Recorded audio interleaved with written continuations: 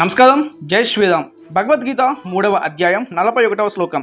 తస్మాత్ త్వమింద్రియ జ్ఞాదౌ నియమామ్య భరతర్షభ పాప్మానం ప్రజహి హేన్యం జ్ఞాన విజ్ఞాన నాశనం. ఈ యొక్క శ్లోకానికి అర్థం ఏంటి అంటే, శ్రీకృష్ణ పరమాత్మ అర్జునుడితో ఈ విధంగా చెప్తూ ఉన్నారు. కావున ఓ అర్జున, మొదట ఇంద్రియములను వశపరచుకునము, పిదప జ్ఞాన విజ్ఞానమును నాశనం చేయనట్టి మహాపాపి అయిన ఈ కామమును అవశ్యముగా సర్వశక్తుల నుండి రూపుమాపము అనేసి శ్రీకృష్ణ పరమాత్మ అర్జునుడితో చెప్తూ ఉన్నారు ఈ యొక్క శ్లోకంలో.